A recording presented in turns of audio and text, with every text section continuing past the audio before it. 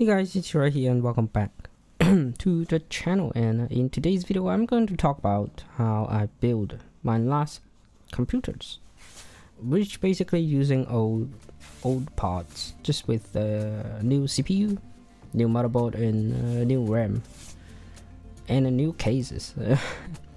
Okay, so first of all we have a Dominator Platinum RGB DDR5 RAM which run in 6200 XMP, but at the end I manually tweak it, overclock it, and yeah, change a lot of the sub timings so that it really performs like at its maximum here.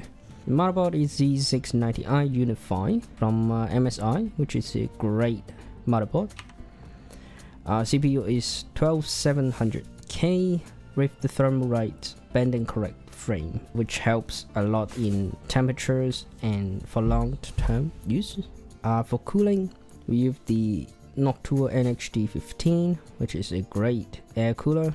Probably, I wouldn't say the best in the current market, but yeah, definitely in the top 3. Just a little bit expensive, but I have this for a long time, so yeah, I just keep using it. The mounting kit for the D15 on 1700 LGA socket. If your Noctua cooler do not have the mounting kit, if you watch my videos before, I got a regular size Torrent, which is a little bit too big, but still it performs really great. Graphics card, I have the 3080 Ti Suprim from MSI as well. When I brought the case, they also give me this 120mm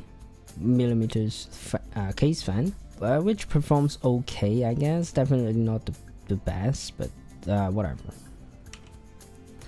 So we have a front image of the Torrent, basically a smaller size Torrent case really. It still have a 180mm fan on the front, but it shrinks from 2 to 1 fan only. The power supply, I reuse it from another build, the Corsair RM750, which is definitely enough to push this CPU and graphics card while workload or gaming. If you plan on like stress test the whole thing, probably not, because the CPU can definitely eat up to 360 watt of power, and the GPU can eat to like 400, so that is really approaching, I would say exceed the maximum wattage for this power supply. Otherwise it should be fine for just gaming and, you know, editing videos like that. The thing on top is the 1700 mounting kit and the old Y splitter for the fans. Okay, we have the motherboard here, which is really small compared, really good looking. So yeah, I think the first thing we put is the CPU contact frame. This is the back of the motherboard, which you do need to remove this plastic sticker thing. So here we are, the CPU. I don't think this one has the AVX512. I don't think it enables that. So yeah, next one. These are the requirement for installing the CPU. Got a thermal paste there, CPU contact frame, and contact frame actually comes with little menus or installation guide, something like that. So first of all, you need to remove the old frame and place the back plate in the correct orientation so that it lines up with them holes. Closer look on the circuit, make sure it's clean, no bent pins, no debris, anything in it. So make sure the CPU is clean, and then I think we'll just put it in. Yeah.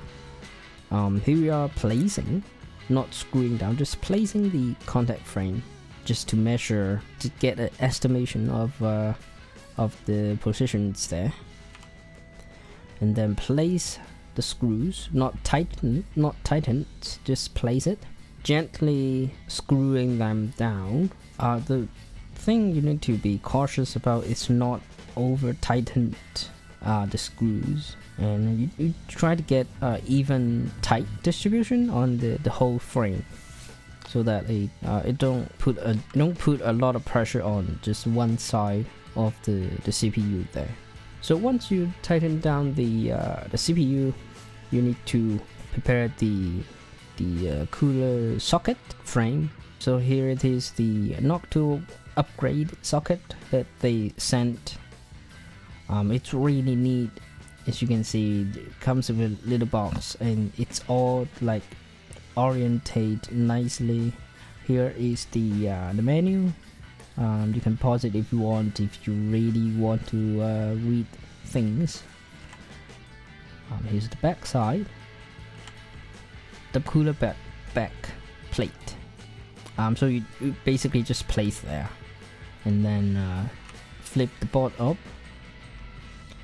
Follow the menu guidance.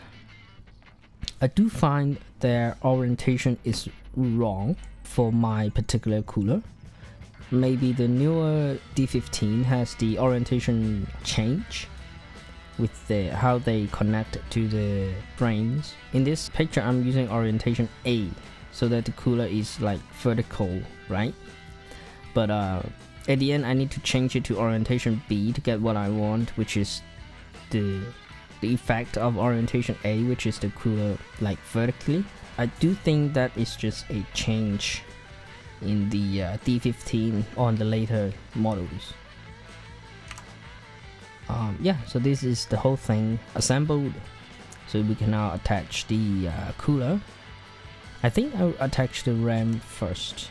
Yeah, so as you can see, the cooler legs or screws are oriented north and south.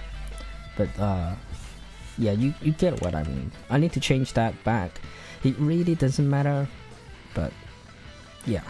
At first, I'm kind of worried about the clearance of the cooler, but yeah, it just fit with the motherboard's RAM cooler.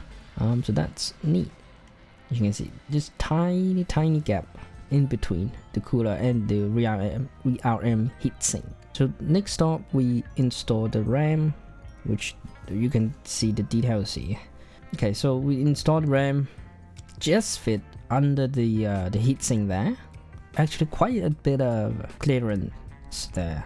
Yeah, you need to consider the D15 is meant for 240mm fans, and of course I'll put one in the middle, but then I'll put the other one on the right side of this this photo here. So that is not much space for me to play around. Right now we are going to screw down the coolers. So first we need isopropyl alcohol to clean the CPU surface. Apply moderate amount of paste. Place the fan and the cooler all together. It's fitting me around like half an hour or an hour, probably half an hour to assemble all of these. Oh, this is to show the Y cable.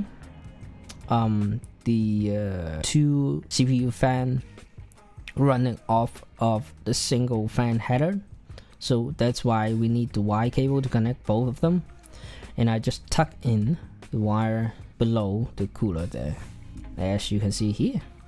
Here is another photo. It squeezed a little bit of the RAM on the side, but not too much, so it should be fine, as you can see here. But I do think at the end I managed to not squeeze the RAM and get it to work. Another problem is you can see the lower portion of the 12-volt power, right? ATX power, is it what it's called? It's really tight. Right, then we move on to the M.2. In this board they have 3 M.2 slot.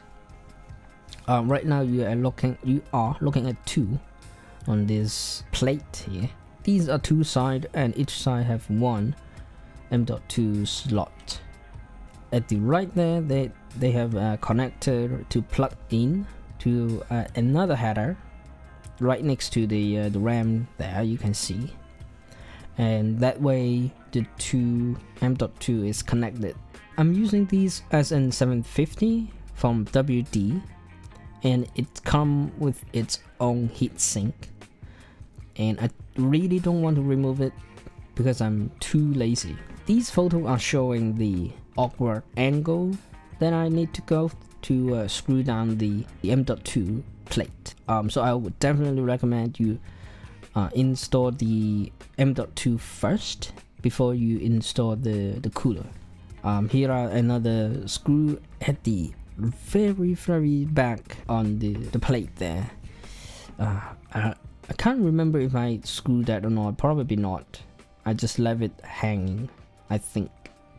It's really bent, but in most cases it's bent that way anyway, because you are going to through the back of the case. I don't have one of those like cable mod thingy. Here is the 12V EPC or EPS, I can't remember. It's powered for the CPU. Once you do that, the whole case is prepared to put in the case. It's not a fun experience to put this giant thing into the case. You need to keep in mind that I need to put in the graphics card as well, and this case I believe is rated for graphics card long 335 millimeters long, and this graphics card has 336 millimeters on the spec. In papers it should not fit. A few panels removed and enough fiddling around, I managed to squeeze in 3080 Ti. I mean, how much do you expect? What more do you expect, right? But it does takes a lot of time to try different methods to squeeze that in. At the end, you can see I removed a few front panels and obviously the fan as well. What I'm showing is the below the 24 pin there is a USB 3.1 I think headers that I just can't put it in because of the fan, and I'm not willing to give up one fan for two USB port, right? I do have the USB-C port, so I can still use the front USB-C. These are the graphics card and how close they are to the front of the case. And these are the back one. The back of the case still have a little bit gap, and so I decided to put the, if you remember, I brought the Torrent Nano case and they give me another 120mm fan, so I decided to put it in there, which is quite neat. Still have a little bit of gap to breathe, to exhaust the hot air. It really is tight. I mean, it really straight against the front wall on the case here. So put back the fan and everything back. Oh my god, this is the nightmare, the power cable, because you have so much of them. So this bunch is I bundled these three for the display card using is it called zip tie, brush wire, iron wire, you know what I mean. And I have a hard disk and a SSD to install as well, so there will be a lot of power cables going through. There is one spot where you can mount a hard disk drive, which is on top of the case here, which basically in front of the power supply. As you can see, there is a lot of cable just underneath the hard disk, and not much space. Just nightmare. It really is just a nightmare. But at the end, managed to place everything where they should be. Here are the SSD. It's just the hard disk. It's just pain in the ass to install. Oh my god. I think at one point I had to remove it for some reason to fiddle something else, and I had to put it all back again in just really tight space. Basically no space at all. But the cable management, I'd say it's decent cable management here. I mean, I hate to use a lot of zip tie everywhere, so yeah, this is the best I can do. Okay, so here are the front complete side of the case here. I had to use a little bit of paper to support the card from sagging, because obviously the standoff holder, graphic card holder, cannot fit in there, but it's not much of an issue. And yeah, there's the whole case. Fits really nice. Everything is really tight. And this is me testing, just getting to BIOS, setting things. I do eventually turn off all the lights on this computer because I hate RGBs. And this is the final result. You can see just behind the right monitor here. It's really good. When everything closed, you just amazed how much things is crammed into this space. So that is how me assembling my first ITX case. Well, technically this is an ITX, but you know, it really is not an ITX size, but it really performs well, and I really like this case, and I hope you do too, to like this video. If you are going to build an NH-D15 3080 Ti on the ITX case, yeah, you can do it. Anyway, hope you guys enjoyed today's video, and yeah, I will see you in the next one.